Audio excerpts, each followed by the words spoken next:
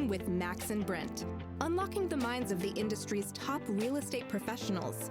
And now, here are your hosts, Max Rabin and Brent Jackson. Hey everybody, welcome to the Keaton Podcast. I'm Max Rabin. And I am Brent Jackson. Brent, today we have Avi Galanti from Compass Real Estate. Avi is the number one agent in sales volume in the Bethesda office of Compass. He's personally exceeded over $600 million in sales, and his team has over $1 billion collectively. That's pretty impressive. We're really happy to have you. Welcome to the show, Avi. Thank you. Thanks for having me. Finally. Yes. Finally. Finally. At long last. Come on, guys. I know. Like We're dipping into Bethesda, Northern Right. Virginia, out of our Right. DC roots here. Yeah. Who are those people out there? Yes. Yeah. Well, we were just talking about this before the recording. So tell us, first, let's talk about your background. You're from Israel, right? I am. Okay. So tell us about like growing up in Israel, and then how did you end up here in America? Why are you in Bethesda selling real estate? Tell us a little. Long story. I'll try to make it short. So I was born in Israel, in Jerusalem. We had a camel for a pet. I'm just kidding. We didn't. I We had a lot of thought that was It's like, real. what? time. Starting right no, off. you guys are easy. But no, grew up in Jerusalem, finished high school, went to the Army. Everybody has to. I served for almost 5 years in the IDF. And then it was time to go to college. And rather than stay in Israel, I decided to come to the U.S. and get my bachelor degree in the U.S. It was a big decision because I've never been to the U.S. before, and I had absolutely no family here, no friends. So I came with one suitcase, went to college in Connecticut, transferred to FIU, graduated in 2.5 years, and then kind of life in the U.S. began for me. But I'm glad I did it. This is, Israel's home. This is obviously home as well. My entire family is there. My mom, my brothers, cousins, uncles, aunts, and whatnot. And of course, a lot of good friends. So yeah, I'm kind of in between. Okay. You make it back and forth, or they come over to visit you? They come to visit. My mom and my brother and his family are supposed to come and visit me this week for Passover. Their flight got canceled because of events in the Middle East right now. They luckily last night were able to get a different flight, so they'll make it. I try to go twice a year. Mm-hmm. Doesn't always work, but I try to go twice a year. There's another podcast that I listen to with Scott Galloway, and he talks about like in Israel that it's a mandatory service for all young people. They have to serve in some capacity, but it's usually military, right? Correct. And I agree with him that like I think that would go well here in America too if people had an opportunity to serve, and even if it wasn't a military capacity, just something helping elderly people or 100%. Some kind of a national service. Right. I think it's one of the things that the United can really help in the United States to get people together from different backgrounds, different economic status, and see other people. Yeah. There is some stats about Americans in terms of how much exposure they have to the rest of the world, whether it's leaving the town that they grew up in or leaving the States or, God forbid, travel abroad. People in the cities, in the East Coast, West Coast, are a little bit more worldly, but when you talk about Middle America, it's a little bit lacking. Mm-hmm. And I think there's so much benefit in going into some kind of a national service where you do get to meet people from different backgrounds, where you do get to give back a little bit to the community and to the country. And for me, I would never give it up. I mean, my experience in the IDF was just such an incredible experience. Grew up so much, learned so much, developed so much, and of course, some of these things are still with me to this day. Yeah. Some of the things I've learned. That's amazing. Yeah, there's skills there that a lot of Americans will never learn or think about that could be very useful in all kinds of problem solving and anything else. So Yeah, and being mature. Mm-hmm. I mean, when I got to the U.S., I was 24 and a half, and I went to college, as I mentioned, in Connecticut, and then I transferred to FIU, Florida International. And for the most part, I was surrounded by 18 and 19-year-olds, and the difference in maturity is just incredible. Sure. Yeah. And I was there to get my degree. Yes, I partied a little bit, but not much. And I got my bachelor degree in 2.5 years. And I was there to, work and get the work done, get it and done. and yeah, absolutely. So you were there for 4 years, 18 to 22. Yeah, yes, I was there for about 5 years, About so 5 years. 18 to 23. Yes. So, so with real estate, Yes. how did you end up in doing real estate and then Bethesda? Right. So I at some point I moved to San Francisco. I started a marketing consulting firm in San Francisco. My business took me back to Florida, and while I was doing that, I also started investing in real estate. And I'm talking about 2004, where you buy a property for 200,000 on a Tuesday and sell it on Thursday for 400,000. Sure. I've done a couple of those, and then of course the musical chair. The music stopped. Yeah. It hurt a little bit, but my experience with real estate really got me excited about that. So I made a career change and got into real estate. My wife had a family here that was in the real estate business, and we decided to move. At that point, we had 2 kids and decided to move to Bethesda to join with the family here. Okay. So was you guys working were in in real estate. Florida selling, or you?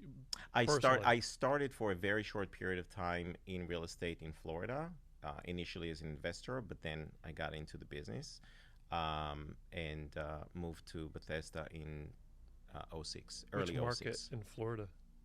Celebration, Central Florida. Okay, It's the I-4 corridor. right. So, starting in real estate, then in sales in DC, in the DC area, did you always did you always try to stay focused locally with where you were and build from that, or how were you doing your farming and building your business in Bethesda? Sure. So the answer is yes, try to stay local. And that was and still to this day, my bread and butter is Bethesda Chevy Chase. But obviously, as the business grew, my ability to reach different markets have grown as well. So we're doing business quite a bit in DC as well. Potomac, Kensington, Rockville. I'm not focusing on these areas, Rockville, Potomac, Kensington, in terms of spending marketing dollars. But, the business takes you where the business takes you. And so much of it, I would say a good 50% of it right now is referral base. And you just go where the business takes you. Maybe I'm not ingrained in the Bethesda market enough, but Sure. we were talking about this to prepare for the podcast, that you fly under the radar, but I don't understand how you can fly under the radar with a 600 million in sales. You know what I mean? And maybe 300 million accredited to you over the last 5 years, which is very impressive. But what do you do for marketing, and how do you maintain that level of business? It's a very high level. Sure. So we thank you, first of all. We are investing quite a bit in direct mail. Over the years, obviously, we built name recognition.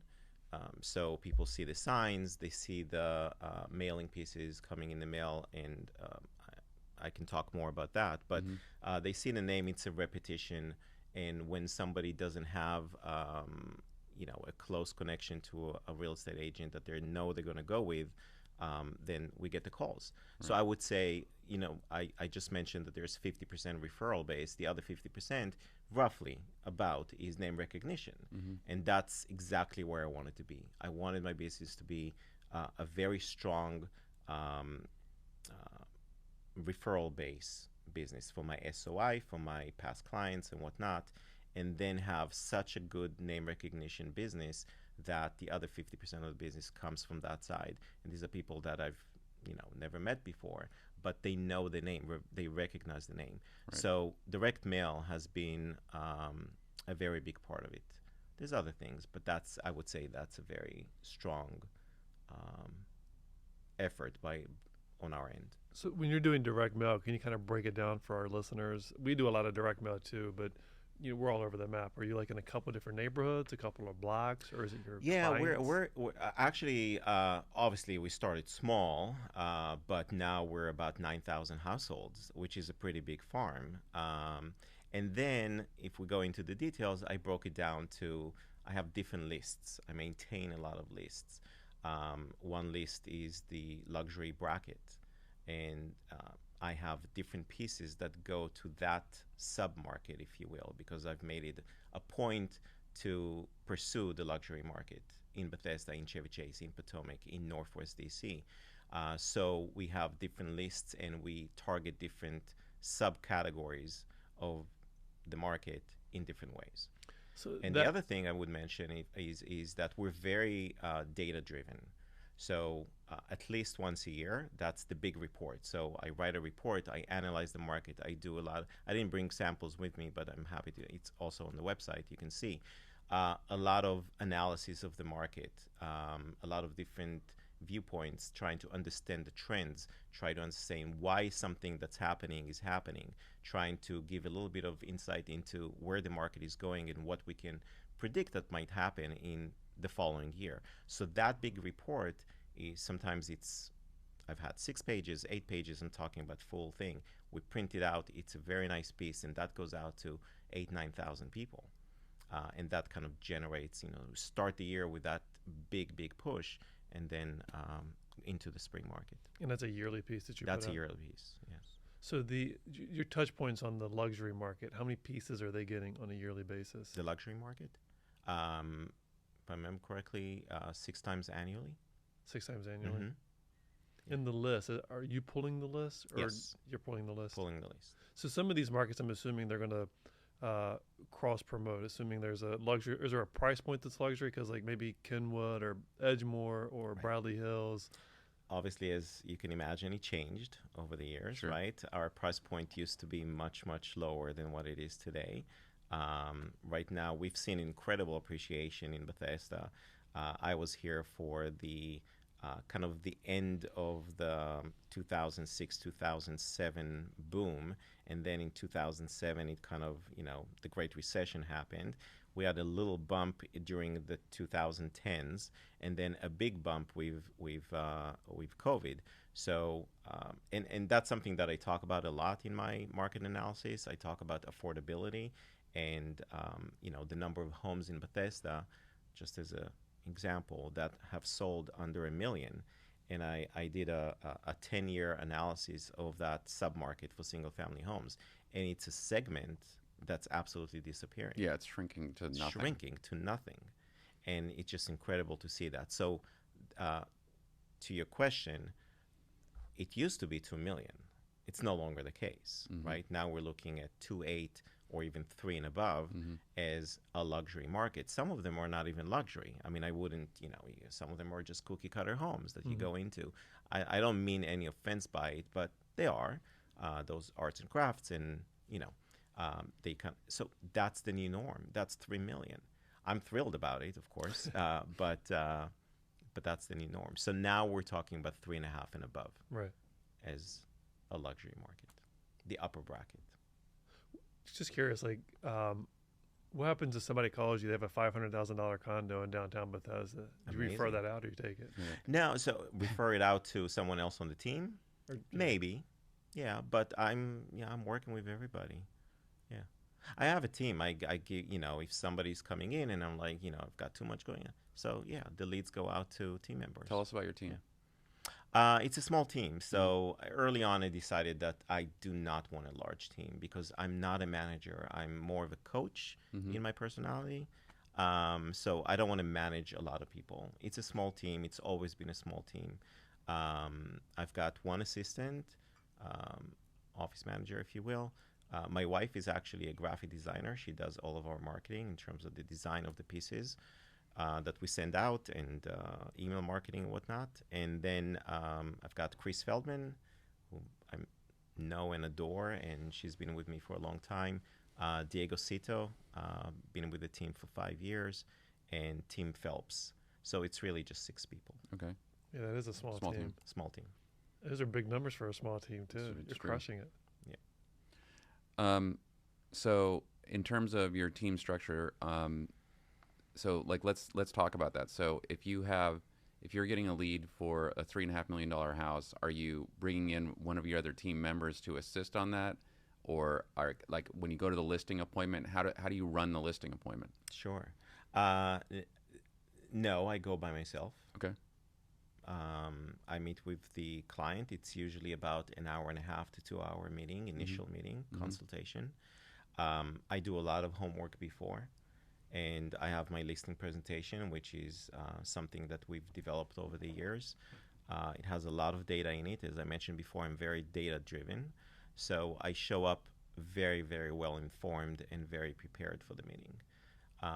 And then it's just a matter of where the conversation is going, trying to understand what is really important for the client, trying to focus on these issues that are important to them, and build a rapport very, very quickly with them. Yeah.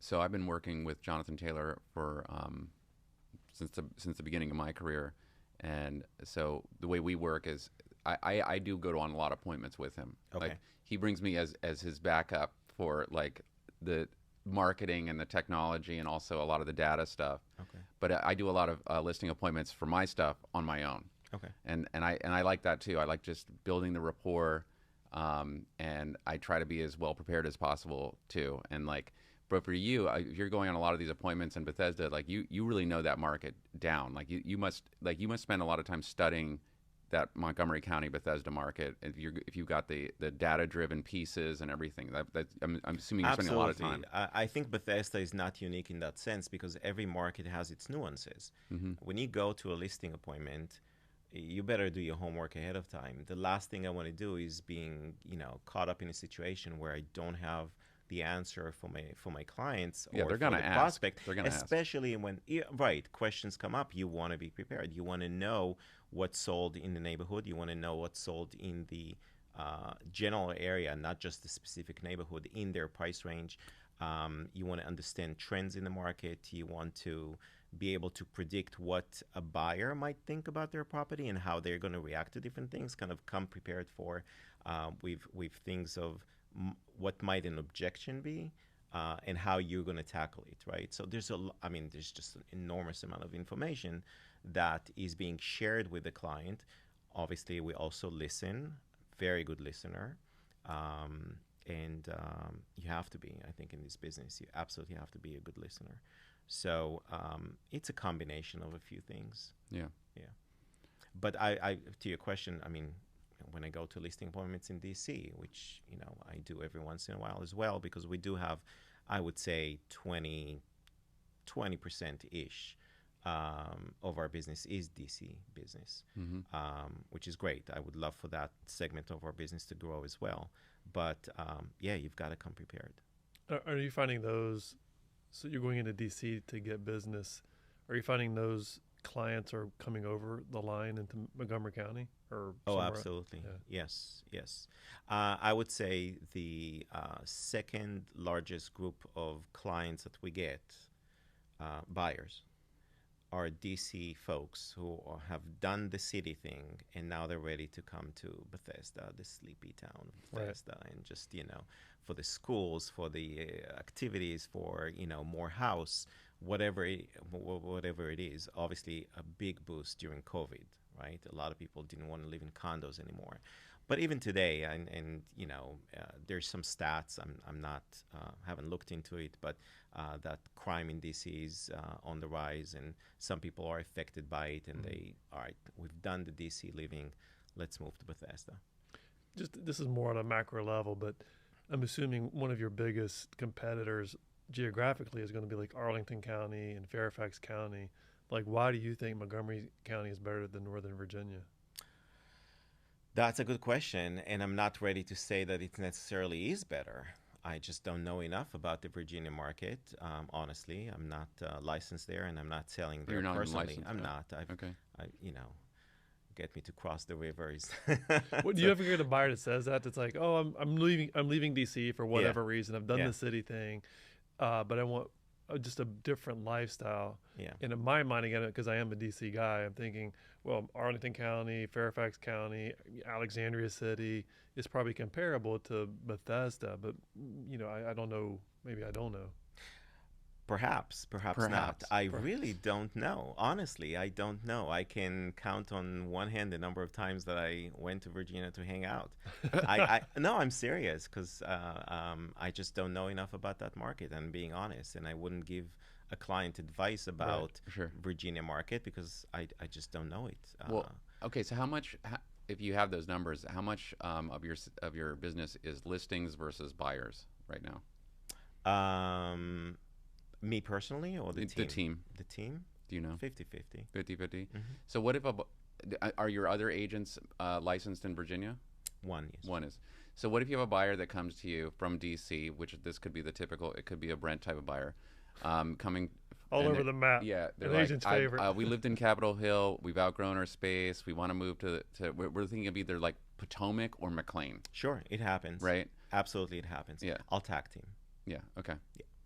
You work with another agent who you feel really comfortable on my team. On your team. Yeah. Team is gonna take care of you in Virginia. Mm-hmm. I'll be your guy in Bethesda, Potomac. Yeah, that's Chevy one. Chase. That's one thing. Just like sort of on subject though, in terms of like the lifestyle of those two places, like Potomac and McLean have a lot of similarities in terms of like their distance away from like the center of the city and sort of like farms with some really extravagant houses mixed in. So Potomac actually is not exactly that, because there is close in Potomac, what we call close in Potomac, which is a little bit, small, a little bit smaller lots, a little bit closer to commerce and access roads to the 495 or to Mass Avenue or to River Road or whatnot. And then you have those far away places where you do have 4 acres, 5 acres and whatnot, and you feel like you're a little bit in the country. It's funny you say far away. I'm thinking like every time I go, it doesn't matter which way I go. It's a solid hour from Logan Circle, our office, to Bethesda downtown. It doesn't matter how I get there. It's like it's always the same. It's a lot of lights. And even like this past weekend, our little guy had a tennis tournament in I think it was like North Bethesda, and I got stuck on GW Parkway, and it's like even if I was going to McLean or Tyson's, like one-way traffic. There was an accident. It took me an hour and a half to get up there. Yeah, that can be tricky. Yeah. But the traffic in DC is what it is. It's gnarly, and we know it. We've been knowing that. Yeah, I think that's why people stay. Like you mentioned, you can count on one hand how many times you've gone to Virginia. I've always been told it's like people that they live and work where they're going to live and work. Like typically, you're not having like cross boundaries. Like Maryland's not hanging out with people in DC. DC's not hanging out with people in Virginia. Vice versa. It's like you're going to live and hang out with where you're living. I think that's absolutely right. Yeah. I love living in Bethesda. I love the proximity to DC because sometimes we do go and try different restaurants and we're not clubbing or anything, but we like to be close to DC and have that available to us whenever we want. And this is beautiful. I mean, it is truly one of the nicest cities in terms of its architecture and everything that it offers to its residents and the DMV in general. And so we do enjoy it. But you're right. I think generally speaking, people like to hang out where they close to where they live. They find the activities, they find the entertainment, they find their group of friends close to home. I think that's so. In your experience, are you seeing any like downsizing, like people that are going from your market to Georgetown, Logan Circle? Sure, every once in a while. Yeah, not very many, every once in a while. The condo market is tricky. Right. The condo market is not behaving in the same way that single-family home market is behaving. Some people who are looking to downsize, they might go to an apartment or a condo, but not very many people. The trend has been and continues to be for years, and I've been tracking that as well, is the aging in place. And you've seen that over the last 20 years easily since I got into the business, that people make adjustments. First of all, people are living, generally speaking, healthy lifestyle. They stay in shape. They eat healthy. And that their physical condition is relatively good for longer period of time, into the 80s and sometimes even into the 90s. So they age in place. They stay in their homes. That's also one of the reasons why we have such a lack of inventory of single-family homes, because people are not moving to condos. If you take a house that its value is 1.5 and you want to downsize to a condo, well, most of the condos, not all, they're either going to be, 850 or 1,100 square feet, 2-bedroom, 2-bath, which is really cramped. Or it's going to be those luxury condos, which cost at least that much, if not more. Probably more right. like 850 to 1,000 per square Yeah. foot, not to mention the condo fee. And Doesn't make any sense. people don't want to do it. Yeah. It doesn't make financial sense. Not everybody can. Yeah. So We just don't have enough of that kind of product in this area to really have that make sense. not enough. And I think builders are not jumping into developers, not jumping into building those luxury condo buildings, because a couple of them didn't do so well. If I look back at Lauren in downtown Bethesda, or Toll Brothers built Hampton Row, Lauren is a very interesting case. We can talk about it another time, but they have not done well. Yeah. To put it mildly. Yeah. Even in DC, for the most part, like the luxury apartments have done okay, but not the condos. I mean, the Wharf is, I guess, a case example where they've done extremely well at the Wharf. Mm-hmm. But then you look at City Center. City Center did okay, but now trying to buy or sell something in there, it's like the donut hole. It's like no one wants to be there. Donut hole. That's very interesting. Wow. Yeah. Don't have any listings in there. Otherwise, that'd Yeah, be the you would opposite. say. Maybe next week you will, and you'll be like, Yeah. I love City Center. Wait, let me go back to that podcast. Would you call my building I've never heard that. That's a good term. the donut hole? The effect? donut hole. Donut hole. I mean, that's like what's going on in inner city USA right now. That's why like Yeah. Northern Virginia and Montgomery County are exploding. It's like the donut hole. It's like everyone's leaving, and they're kind of going around the center of the circle here. Yeah, I mean, our downtown markets are, well, I've got some buyers, and I live in Georgetown. I've lived in Georgetown for 10 years now. I've got some buyers looking in Georgetown right now. Georgetown is still a really tight market. I mean, even in the upper brackets, it's very tight in Georgetown. We know that still, these are urban but semi-urban kind of locations, like along Wisconsin Avenue and Connecticut Avenue. You still have a city effect. Those are very, very tight markets.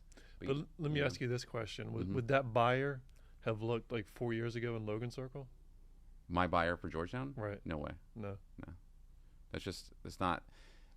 When they moved here from New York, they really wanted to be in Georgetown. They actually did look in DuPont. That's how I met them. They were looking at a house in DuPont that we had listed, and they ended up in a multiple offer situation and did not get it.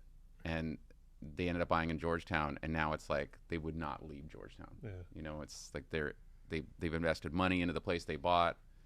They want to live like a bigger lifestyle there, and like that's the vibe they want.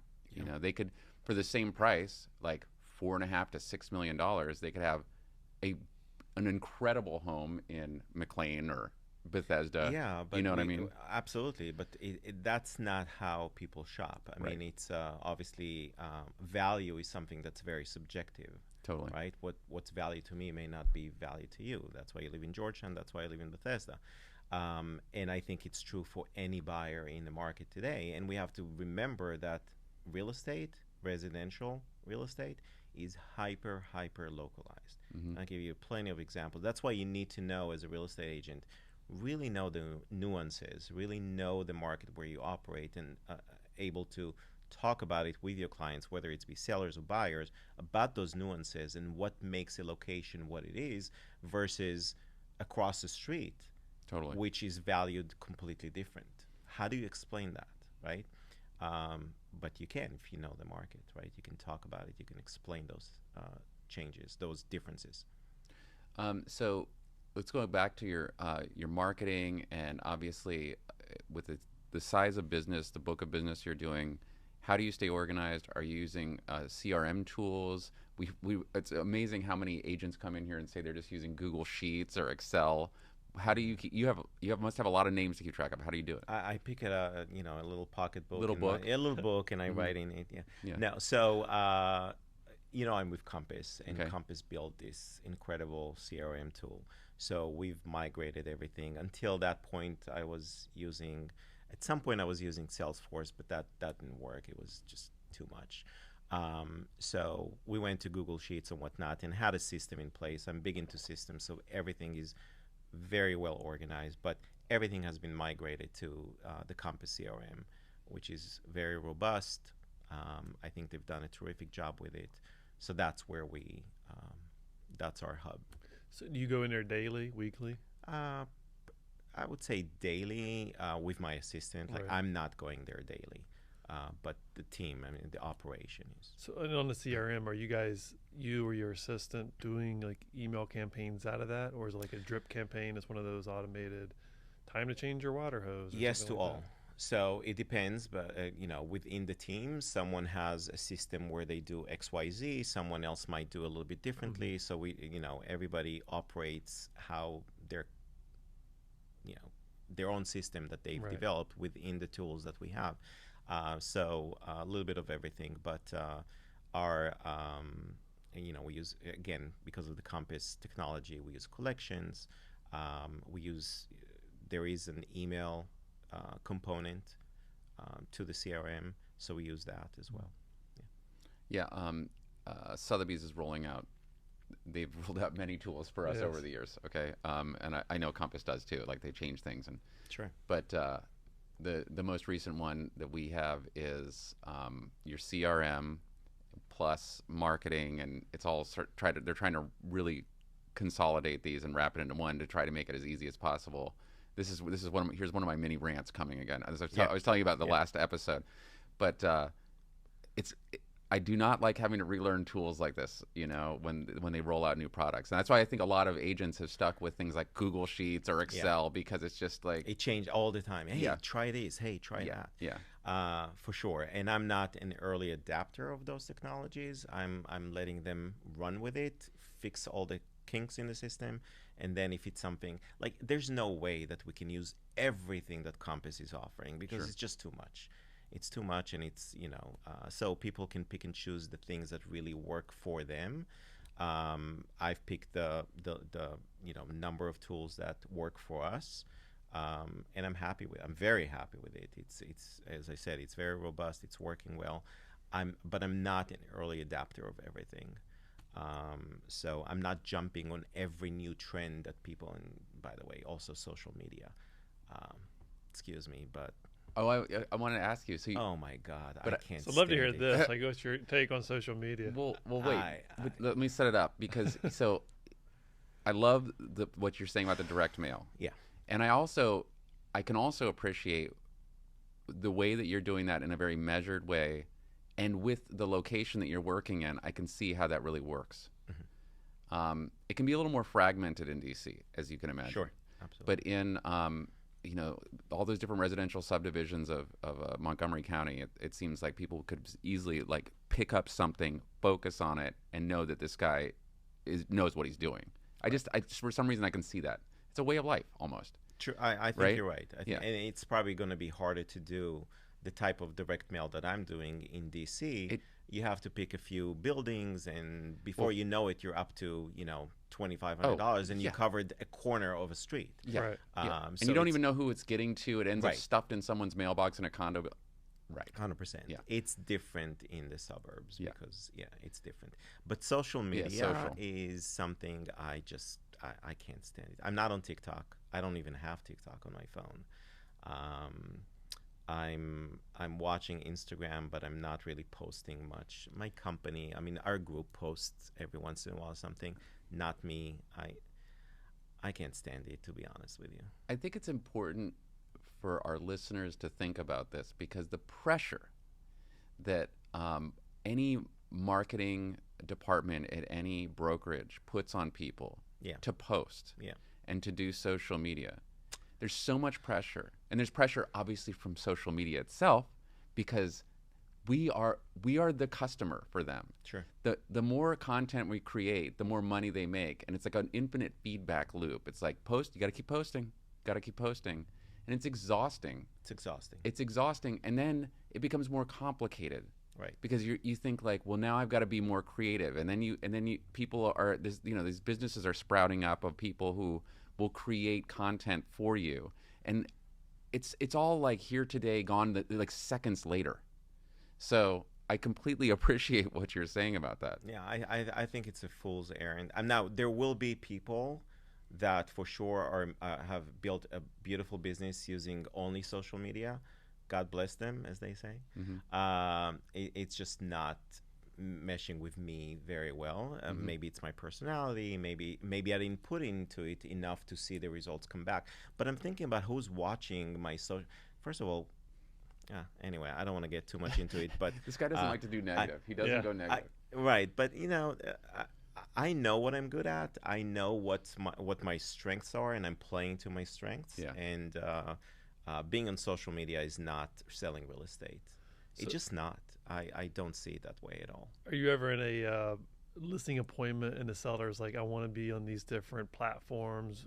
What are you going to do? Because your competitors either come before you or they're coming in after you, and they're like, I'm going to get it all over the place, and I'm going to be on TikTok. Yeah, I'm Max gonna be Rabin. on I have YouTube." 50,000 followers on TikTok and blah, blah, blah. Yeah, Right. where are they, by the way?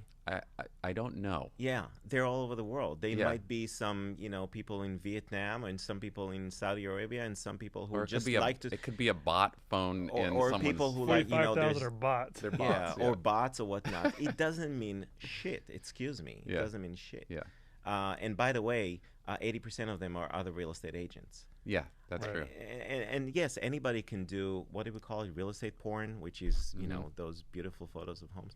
Okay, so what? I just don't think that's it. When I go to a listing appointment, what am I selling? I'm selling my expertise. I'm selling my services. I'm going to be, I know what I'm talking about. I'm the right guy to help you in this process. And here is why.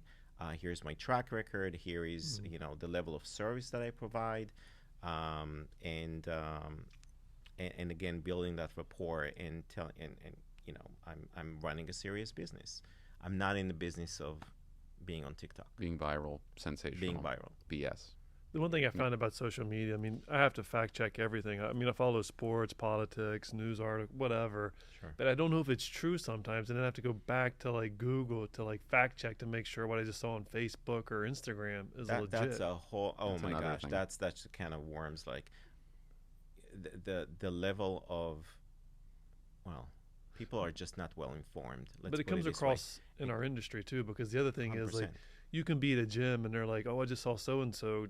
Looks like they're killing it in real estate. They're doing 100 million. It's like you pull up, HomeSnap or whatever we're looking at now. And it's like they've been inactive for like 2 years. They've done Yeah. 3 No. deals at 5 million total. No, I don't think it's a real world. it's not. It's It's not. not. It's fake world. You called it BS. Absolutely, it's BS. No, there's a real estate meme account called The Broke Agent. We send those back and forth all the time, and it just had like just some funny real estate realtor isms, and one of them was like, I just sold 2 properties, and now I'm selling courses on how to 10x your business. Right? Everybody's an expert. Everybody has something to sell. Yeah, no, I don't subscribe. Period. I just don't. I'm not wasting my time on it. I like it. You're a serious business person. I appreciate that. Sometimes. Okay. All right. You seem like it. I'm You not have- that serious. But no, we interview a lot of people here, and we get all different personality types. I We mean, you do. seem very Buttoned up. mellow, man. You know. I'm mellow. I like to joke. Like look, my philosophy is life's too short. I don't hold grudges. The best word I've learned in real estate is next. Something goes south, next. There's always another deal. Focus on the positive. Focus on the next. Focus on what you can improve, and just keep going. What's the alternative? So I don't waste my time on negative. Yeah. I can't. So you mentioned that in terms of your team, you have a small team. You don't really want to think of yourself as a manager, more as a coach. Is that kind of how you recruited the people who were on your team? Were they people that you thought you maybe could mentor, or they were already very adept, or you meshed with them personally? Tell us about how you put those people together. So it's very, very important to me that the people on the team are self-motivated. I'm not here to be your cheerleader every morning, and that they're professional, behaving in a very professional way, so they don't embarrass themselves or me or the name of the team or Compass for that matter, and that they're eager to succeed and eager to learn and grow with the business, and just fun to be around, right? That's another thing. Like if you're a negative person, thank you, but no thank you. I don't, again, as I said before, not interested. So people, and Diego, for example, was very young when he started with me. So I love that aspect of coaching and helping people grow and sharing as much as I can. but not having to manage or micromanage anyone on the team. They're very independent. We have our weekly meetings. We have one-on-one coaching. If I see an area that I can, from my experience, can help them grow and become better, I love that aspect of of working with them. Sometimes we do, team coaching, right? We choose a topic and we dive in and do some, role play or whatnot. We do business development. Once a year is the big meeting, and then every quarter we do check-ins. But I don't find myself spending time on managing people or managing processes, if you will, right? I mean, that's kind of the system runs itself. It's running pretty smoothly, I should say. But I really enjoy seeing the people grow personally, professionally in the team. Got an interesting question here. So just because we had our team meeting this morning, Max is on the team as well. I love the idea of here's the topic, now let's role play. Yeah. Can you share with us like just a topic that you guys have done recently, and then how does the role play work? Like it's two people and the rest of their team are watching, or everybody kind of goes into the corner and role plays? Open houses. Obviously, that's another thing that it's very important to me that the team participates in open houses and that they walk away from that 2-hour window with leads that they can then convert to clients and work with. So it's not just wasted. We're not. So we've done open house role play many times. We've done listing appointment just recently. 2 weeks ago, we've had it. It took so long. We divided two 1.5-hour sessions about listing appointments, and that's where I go through the whole thing and we talk about different scenarios and how to prepare and then how to go about the meeting itself. And there's some role play in that as well. So that's just two examples. Interesting. Yeah, I like that. Yeah. I know before we started the show, you said you don't want to talk about this, but we're going to talk about it a little bit because I need to get your take recorded on this. Okay? All right. So the NAR settlement. Yes. Now, I was last week or a couple weeks ago, we had a show with Jen Touche, and I was in a bad place. Like, I was really pissed off about it. Okay. I'm better now. Yes. Okay. Good. But like right away when we walked in today and we were getting situated here, you said that you're not really concerned about it, and it hasn't really come up. Yeah. Yeah. True. I wasn't concerned about it. I've seen some people in the office saying, "Oh, what he's going to do, and what's going to happen to our career, and the whole thing is going to go and blow up." And I just said, "Listen, it's going to be okay, and whatever it is, we'll deal with it." That was my attitude. I don't think it's as dramatic as people, all these headlines. I try to avoid getting into that rabbit hole. Right. And to be honest, very, very little pushback. Very little, if any. Some people have asked the question. You have the answer. If you don't, you should have the answer by now, right? So you give the answer, you move on. You just don't dwell on it. You move on, you give the answer, and people are okay with it. So again, it's going back to being informed, having the answers, and you just move on. I've only had one seller sort of like hint at the question so far. Sure. I already have a listing. It's a condo, and it's in a building where there's a lot of inventory right now. And we were coming towards the end of the listing term. I said, listen, 3 of the other listings in this building have made reductions. And I think we're due for that as well, given the lack of traffic that we're having. And, we're putting pressure on it, but here's where we are. Yeah. He's like, I agree. So as we're getting the extension prepared, he's like, well, what's going on with the commissions? And I said, right now, nothing. I mean, nothing's changed. Nothing's changed. I said all of these listings are offering cooperating commission. Right. Everything's always been publicly disclosed as far as how we negotiate those and what's being offered. And quite frankly, right now, if you took away a buyer agency commission off your listing in this situation, you're dead in the water. You're done. You shot yourself in the foot. Yeah, it's like Why we're would you do already that? struggling here. Yeah, right. Exactly. So that was the most conversation I've had with any client about it thus far. So the whole, the built up and the headlines on CNN and the New York Times you mentioned before, and the whole industry is changing, and there's not going to be any more realtors, and forget the. Come on. It's we have a good system. Can't kill here. us. No, of course not. We're like Keep coming back. I'm not going to say that. But The Terminator. The Terminator. we're I think our industry is important.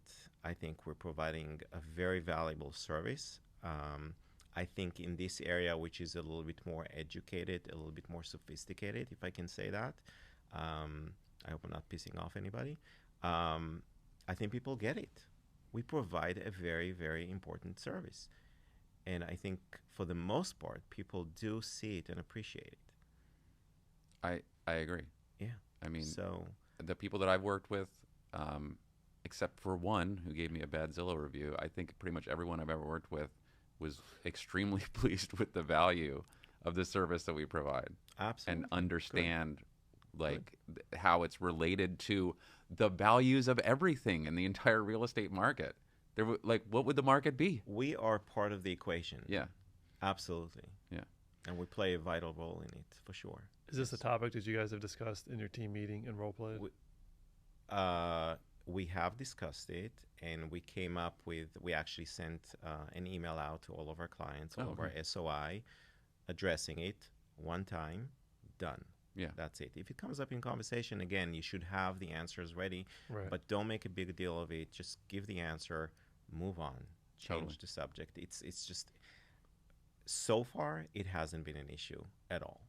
And I don't think much is going to change as a result of this lawsuit in our The NAR settlement Yeah. aspect. Yeah. So I was looking at your bio info here. It says that everyone in your family is a Taekwondo black belt. correct. Why and how? That's intense. Yeah. So my son started when he was just under 6 years old, and You then have 3 kids, and Three give, kids. give their ages again? 20, 18, and 16. Okay. Yes.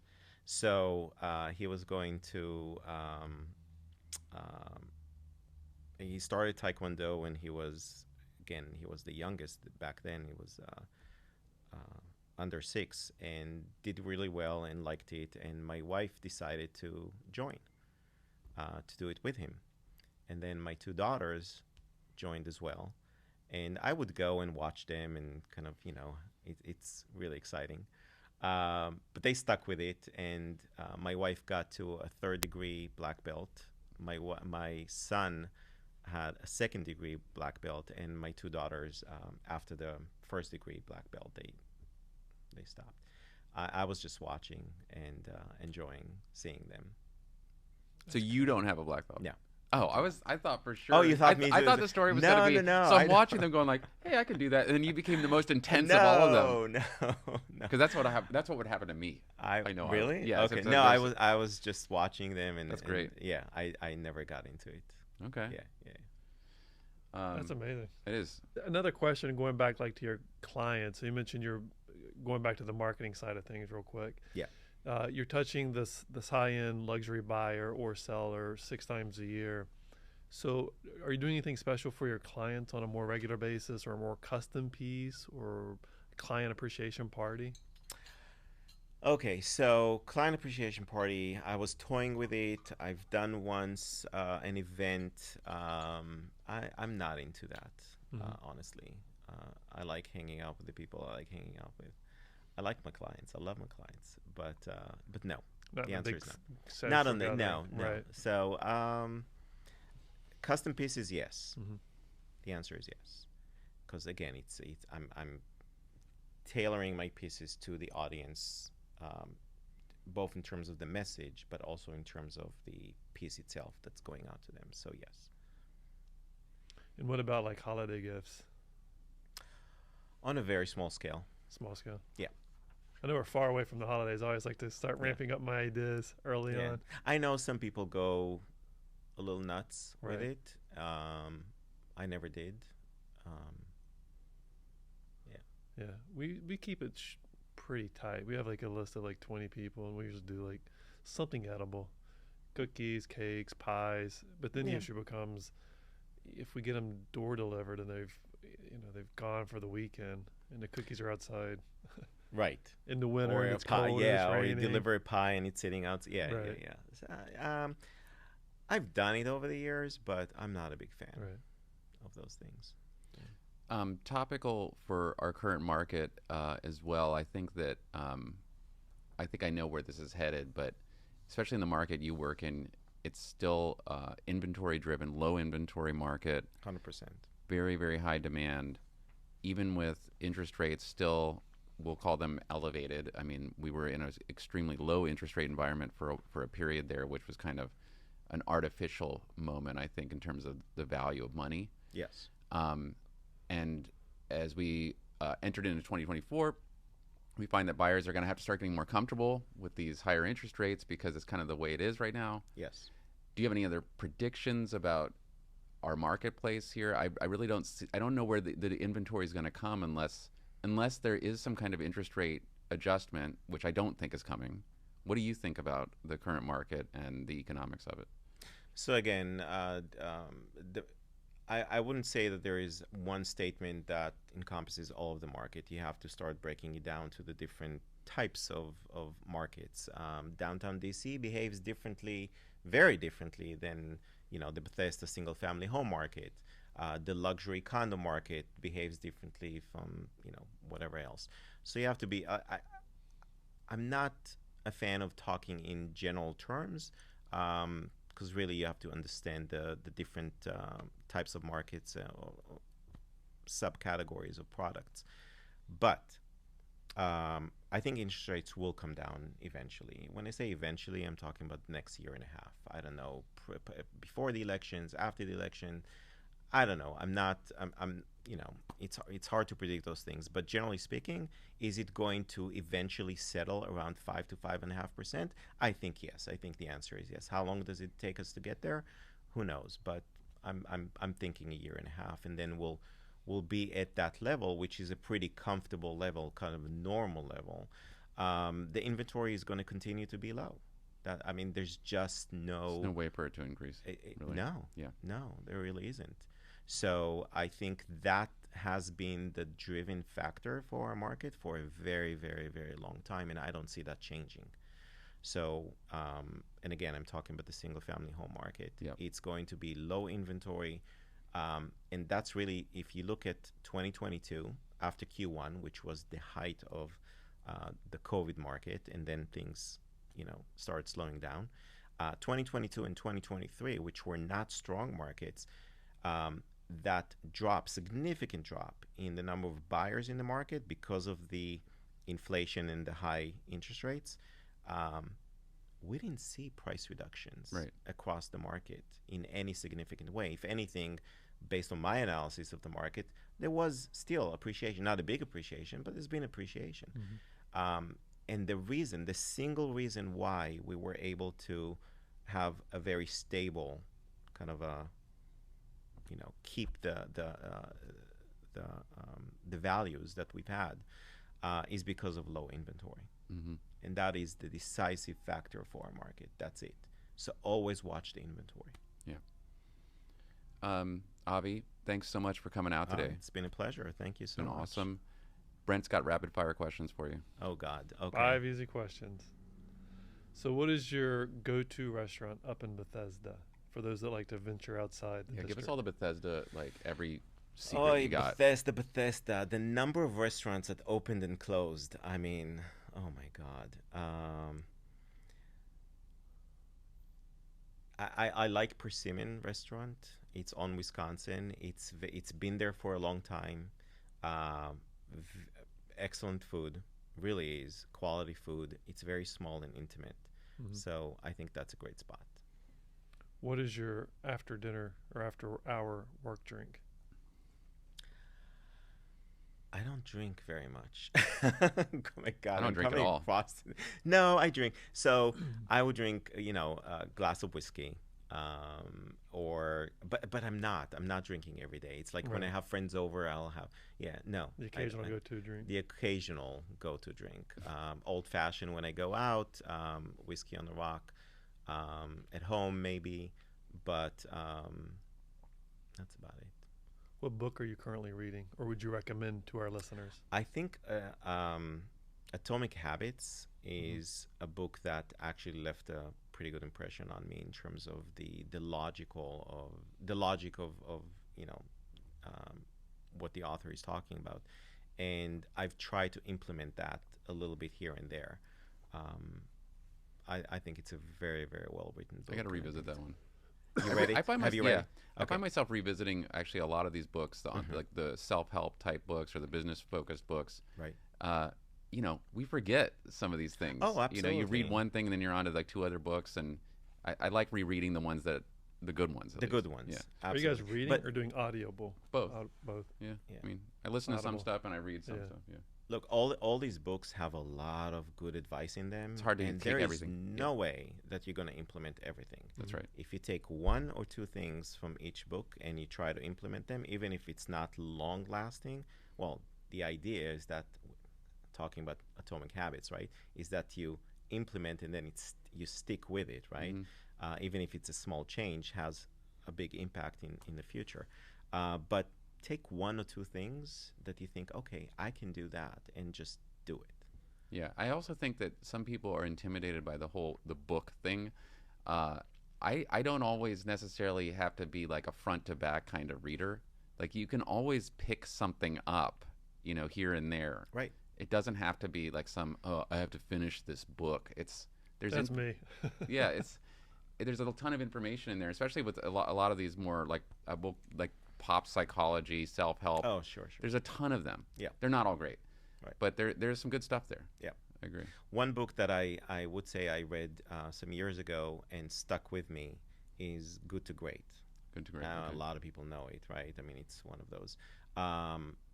The concept of Good to Great is one that I wouldn't say often thinking about, but it stuck with me. Well, I got another one really quick. The one that stuck with me, and I don't, for anyone who cares who's listening, I believe it's called Convince Them in 90 Seconds. Have you ever read that one? No. There's just lots of little anecdotes in that make it like a quick, easy, kind of fun read. And a lot of the stuff in that has really stuck with me. I can think of even the words of it, and it's like the elevator pitch aspect, and this guy's like, weird meetings with these people. It's just like some odd encounters that create this like notion. It's not very much like this is how you do it. It's more like anecdotal. I don't know. Yeah. It's a really cool book. I like that because I find, especially when I go and meet with clients, new people that I don't know, is that I think, if I'm understanding correctly what you're talking about, I think that plays a huge role in how I connect with people. Right. Last 2 questions here. Where do you go to for vacation? Your go-to vacation spot? Yeah, so we actually have been incredibly lucky in a sense that we travel to new places and we love traveling. So there's no one spot. I know people have like a beach house or something. We don't. So we go to different places and we try different things around the world. New. Really, something new. You travel with your whole family? Yeah, we love yes. So now it's getting complicated because my daughter is in college and I have, my 18-year-old is going to college, and we're trying to figure out the dates, how we're all going to be together, and my son is going to summer camp, and it's tough. It's getting to that point where it's actually tough to get the 5 of us together. But up until that point, we traveled very consistently, the 5 of us, and did some incredible things. I can give you some examples, but it is so much fun, and those memories, I mean, that's what it's all about for us. Awesome. Give us one that really sticks with you. Okay. We went to Australia, actually more than once, and we went to the Daintree rainforest, which is on kind of 2 hours, I think, flight from Sydney. And it's a place where there's absolutely no cell service. You cross a bridge and you're in this, if I'm not mistaken, don't quote me on that, the oldest rainforest in the world. And we spent a couple days there, more than a couple days. It was an incredible experience. And we've done this absolutely out of this world zip lining thing that I can't. I mean, those trees were, I don't know, 300 years old. We're 120 feet in the air, doing upside down zips and whatnot. And my kids absolutely love it. A lot of stuff like that. Like we're very adventurous. That's adventurous. We're very adventurous. That's so we awesome. do a lot of fun stuff. I took my son to Iceland just this past summer, and that was actually different because it was just me and him, and we went for 6 days, and we climbed on a glacier, and it's so much fun. I live for that. I mean, that's something I look forward to. I need more of this. I gotta do something like this. We'll end it on that. That's a good one. All right.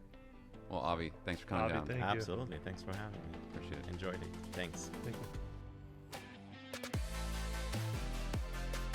Thanks for listening to Keyed In with your hosts, Max and Brent, unlocking the minds of the industry's top real estate professionals. For more information on selling your home, find us online at keyedinpodcast.com. Remember to subscribe to Keyed In on Apple Podcasts or wherever you like to listen to podcasts. Follow us on Instagram at Keyed In Podcast, at Rabin Max, and at Brent E. Jackson. And follow Max on TikTok at MaxwellRabin_properties.